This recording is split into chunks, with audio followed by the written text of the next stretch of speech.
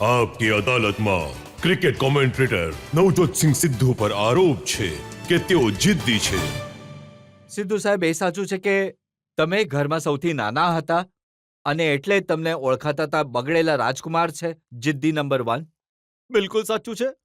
હું તો દરેક જગ્યાએ કહું છું કે सभी कुछ हासिल नहीं मिलता, नदी की हर लहर को साहिल नहीं मिलता. ये दिल वालों की दुनिया है, अजब है दास्तां इसकी. किसी से दिल नहीं मिलता, कोई दिल से नहीं मिलता.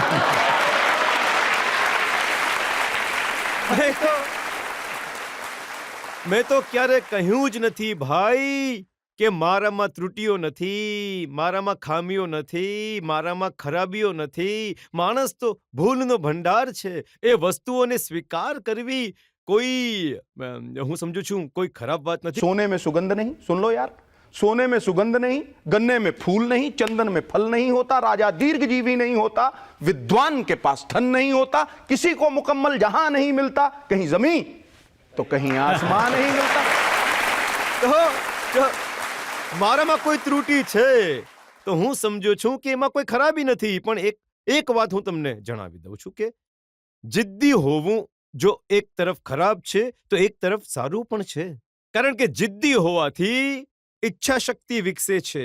અને હું સમજુ છું કે જો માણસ અંગદના પગની જેમ એકવાર પગ મૂકી દે અને કોઈ વસ્તુને કરવાનું નક્કી કરી લે અને જો એનામાં ઈચ્છા શક્તિ હોય તો દુનિયાને પોતાના સાચામાં ઢાળી શકે છે. અને હું તો કહું છું કે દારૂ પીવા વાળો રાત્રે ઠેકો શોધી લે છે, ભલે ને ડ્રાય એરિયામાં જતો રહે. માણસમાં ઈચ્છા શક્તિ હોય તો પછી એ સારા કામો માટે જો કોઈ વસ્તુને નક્કી કરી લે છે તો પછી હું સમજુ છું કે એ કરી શકે છે. અને અસંભવ શબ્દ જે છે પરંતુ સિદ્ધુ સાહેબ, જે નક્કી કર્યું હતું તમારા ફાધરે, તમારા પિતાજી ક્રિકેટર હતા, બિલકુલ. પેશનેટ હતા ક્રિકેટ વિશે, ઈચ્છતા હતા કે તમે ક્રિકેટર બની જાઓ, બિલકુલ પણ ઠીક, તમારો બિલકુલ. સમય વીતતો તો છોકરીઓને બિલકુલ ઠીક, તાકવામાં. બિલકુલ ઠીક. જુઓ ભાઈ, એમાં શું ખોટું છે? જુઓ, છોકરીઓને બતાવવાનો શોખ છે, છોકરાઓને જોવાનો શોખ છે. મને તમે કહો, હવે આમાં કોઈ ખરાબી તો નથી. હવે હું 16 વર્ષનો જો કોઈ છોકરો છે જે રામનું નામ થોડો જપશે. સિદ્ધુજી, એ વાત સાચી છે કે તમારી મોટરસાયકલ હંમેશા ફાટક નંબર 22 પર ઊભી રહેતી હતી? હું તો જતો હતો સર. મેં ક્યારે કહ્યું? અને એક હજી વાત જણાવી દો. ત્યાં રેલિંગ હતી, 3 રેલિંગ હતી. એ રેલિંગોની ઉપર આજે પણ અમારા નિશાન છપાયેલા છે. જો તમે જોશો ને તો હાથોના નિશાન બધા. અને એની પાછળ એક દુકાન હતી. એ દુકાન મીઠાઈવાળાની દુકાન હતી, એ પાજીની દુકાન હતી. ત્યાં અમે લોકો લાડવાની પાછળ છુપાઈ જતા હતા. અને લાડવાની વચ્ચે થોડી જગ્યા હોય છે. તો મારો મિત્ર હતો શરબસિંહજી રોઝી. એ સૂટનો કલર જોઈને કહી દેતો હતો કે ફલાણા મહોલ્લાની છે આ.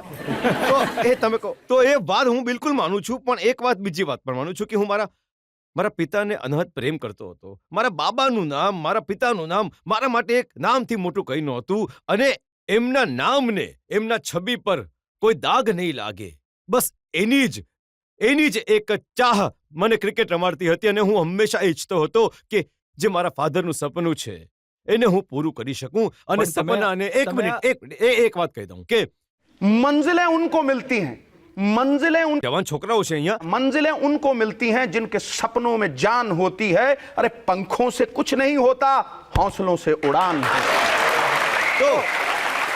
તો એ હંમેશા એક જોશ હતો જે ભાઈ ભલે મારી અંદર ભલે હોય ન હોય પણ બાબાની છબી પર ઠેસ નહીં પહોંચવી પણ જોઈએ. જ્યારે તમે ક્રિકેટની પ્રેક્ટિસ કરતા હતા, જબરદસ્તી તમને મેદાનમાં મોકલવામાં આવતા અને તમારા પિતાજીને ખૂણામાં બેસીને નજર રાખવી પડતી હતી તમારા ઉપર. બિલકુલ સાચી વાત છે. તેમ છતાં હું બદલાયો નહીં. વાંદરો ક્યારે ગુલાટ મારવાનું ભૂલતો નથી. હું હંમેશા મારું જે આકર્ષણ હતું, ફિલ્મો જોવાનું આકર્ષણ હતું. અને જઈને એમને હું ચીટ કરતો હતો. સવારે મારા મોટા, મને ઘણીવાર યાદ છે કે સવારે લગભગ 5 વાગે ઉઠાડતા હતા. બ્લડ પ્રેશર પેશન્ટ હતા. પાઘડી પણ મારી સ્કૂલ જતા સમયે એ જ બાંધતા હતા, પણ ક્યારે ઓફ ન કરતા હતા. અને મને કહેતા હતા કે જા ભાઈ, રનિંગ કરીને આવો. તો હું શું કરતો હતો, બીજા રૂમમાં જઈને ચૂપચાપ સૂઈ જતો હતો. નોકરોને મેં 20 રૂપિયા અઠવાડિયાના બાંધી રાખ્યા હતા કે ભાઈ જુઠ્ઠું બોલી દેવાનું, નહીં તો લગાડી દઈશ. બધા ડરતા હતા. તો એના પછી પાણી છાંટ્યા માર્યા પછી પાછો આવી જતો હતો. પપ્પા જોતા હતા કે ભીનાયેલો છે તો પૂછતા હતા કે ભાઈ કેટલા રાઉન્ડ લગાડ્યા? 10. થકી ગયો છું, ખૂબ સારું, તો હવે સૂઈ જાઉં છું. ત્યાં જઈને પાછો સૂઈ ગયો.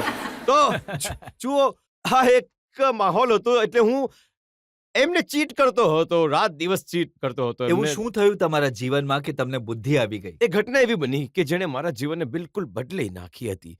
એટલે કે મારી લાઈફ 360 ડિગ્રી ચેન્જ થઈ ગઈ હતી. અને અહીંયા હું તમને સંભળાવી દઉં કે હા ઘટના જરૂર. એ શું હતું કે 1983માં મારું ડેબ્યુ થયું અને પહેલી મેચ હું રમ્યો હતો, એટલું સારું પ્રદર્શન નહીં કરી શક્યો હતો. કદાચ એ વાતને અહેસાસ નહીં હતો કે કેટલી મોટી જગ્યા પર આવી ગયો છું, કેટલી મોટી તક મળી છે મને. એના પછી મને 55 લોકોમાં રાખવામાં નહીં આવ્યો, કેમ કે એક આર્ટિકલ છપાયો ઇન્ડિયન એક્સપ્રેસમાં, જેમાં રાજન બાલા ઘણા સારા જર્નલિસ્ટ છે, જેમણે લખ્યું કે નવજોતસિંહ સિદ્ધુ એક સ્ટ્રોકલેસ વન્ડર છે. અને હું બાથરૂમથી એક દિવસ નાહીને નીકળ્યો તો મેં જોયું કે મારા બાબાની આંખોમાં આંસુ હતા.